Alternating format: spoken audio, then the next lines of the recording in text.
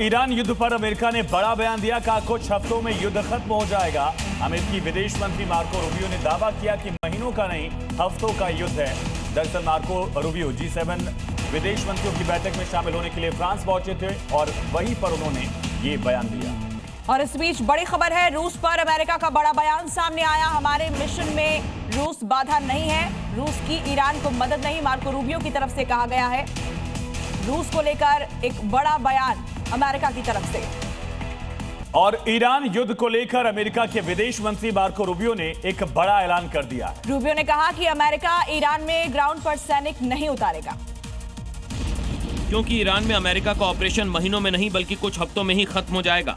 Marco Rubio ने ये बात फ्रांस में G7 की बैठक के दौरान कही। साथ ही रूबियो ने स्ट्रेट ऑफ हॉर्मुज को लेकर कहा, ईरान जल्द ही टोल सिस्टम शुरू करने पर फैसला कर सकता है। लेकिन इसके साथ ही रूबियो ने एक बात ये भी साफ कर दी है कि अगर ईरान हॉर्मुज स्ट्रेट से रास्ता रोकता है तो ये गैर कानूनी होने के साथ ही दुनिया के लिए खतरनाक भी है। और इसी बीच एक बड़ी खबर है, इजरायलियों ने बेरूत के दक्षिण इलाके में एक पेट्रोल स्टेशन को निशाना बनाकर इसे तबाह कर दिया, जिससे पूरे शहर में जोरदार धमाके हुए हैं। पेट्रोल स्टेशन पर निशाना बनाया गया, वहां अटैक किया गया। तस्वीरें देखिए, साउथ बेरूत में ये जोरदार अटैक हुआ।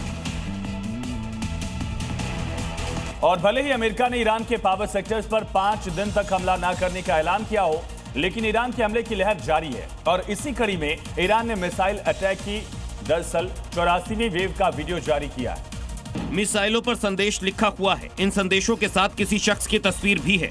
साथ ही वीडियो में मिसाइलों के लॉन्च को दिखाया गया है, जिनका टारगेट अमेरिकी और इजराइल के सैन्य ठिकाने हैं। अमेरिका भले ही बयानबाजी कर दबाव बनाने की कोशिश कर रहा हो, लेकिन ईरान झुकने को तैयार नहीं है। और जिस तरह से ईरान समय समय पर मिसाइल अटैक के वीडियो जारी कर रहा है, उससे तो यही लगता है कि ये युद्ध फिलहाल रुकने वाला नहीं है। ईरान ने इजराइल पर क्लस्टर बम गिरा है। सेंट्रल इजराइल को इस बार निशाना बनाया गया है। बैलिस्टिक मिसाइल दागी गई, जिसमें क्लस्टर बम का वॉरहेड लोड था। ये बड़ी खबर इस वक्त की आपको बता रहे हैं। ईरान लगातार क्लस्टर बम से इजराइल को निशाना बना रहा है और सेंट्रल इजराइल में एक बार फिर से एक बड़े अटैक को अंजाम दिया है। बैलिस्टिक मिसाइल दागी, जिसमें क्लस्टर बम का वॉरहेड था। तो इजराइल में हर घंटे में कई बार सायरन बजाकर लोगों को हमलों को लेकर अलर्ट किया जा रहा है। ताबड़तोड़ ईरानी मिसाइल और ड्रोन अटैक से इजराइल के शहर दहल उठे हैं।